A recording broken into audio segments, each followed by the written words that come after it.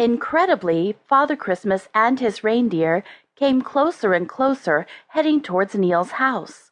Within just moments they landed quietly, such techniques that they have perfected over the years, on Neal's roof, which, like all other roofs, do lay on the white carpet for such a great annual event. Father Christmas climbed off his sleigh, dressed magnificently. His presence at the top of Neal's roof just shone all over the village as though he were an illuminating statue. He wore a glowing, warm red costume and hard-wearing black shining boots. His long, thick, wavy white beard was even brighter than the snow on the roof. His eyes were full of laughter and fun. The remainder of his face that remained uncovered from this massive beard looked so warm. Surprisingly, it did not melt the snow below. "Shh, shh," Father Christmas whispered with his finger over his mouth, looking at the reindeer who were tied to the chimney. Amazingly agile for his large size, Father Christmas disappeared down the chimney. Thump! He landed on his much-needed hard-wearing boots. Instinctively, he put his hand on the mantelpiece looking for his customary household drink and food, but, to his disappointment, there was none. "Oh, of course, I ate and drank last night," he forgetfully reminded himself. He then held his huge stomach and concernedly uttered to himself, "I could do with losing some weight, with Christmas now over and the sport season coming up." Quietly, Father Christmas crept upstairs.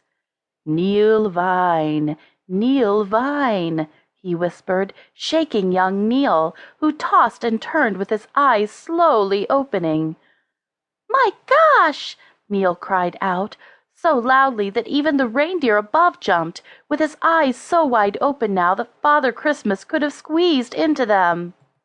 "Shh! Be quiet, my little friend. We mustn't wake up the others. Let's go," whispered Father Christmas, who set off downstairs. "Father Christmas!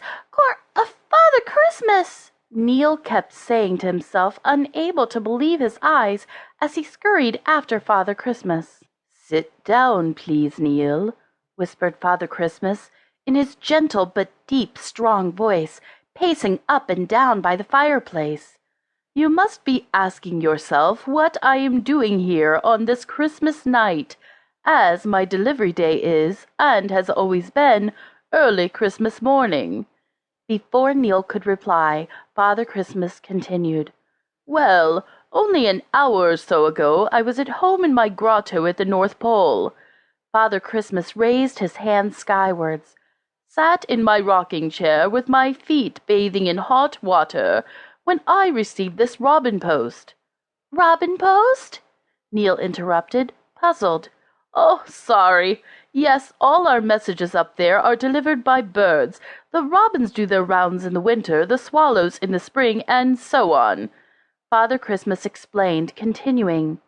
"Anyway, the robin post read," he held in his hand gold paper, "Urgent, Neal Vine, 71 Brickyard Lane, Luxville, this very day, Christmas Day, carried out a supreme act of kindness by giving a less fortunate friend his treasured and only present.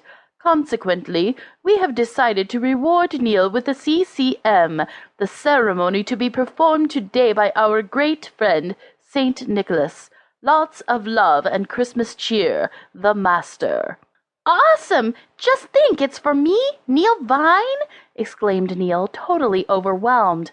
What, with Father Christmas's visit, and now this award, he asked Father Christmas, "Father Christmas, what does CCM mean?" "Oh, yes, I am sorry. There I go again, forgetting such a major problem, not having a 100% memory. CCM stands for the Charity Cross Medal, an absolutely marvelous award, if I may say so myself." Father Christmas then folded the gold paper, put it back in his pocket, and then pulled out a shining gold medal, fixed on to a gold chain.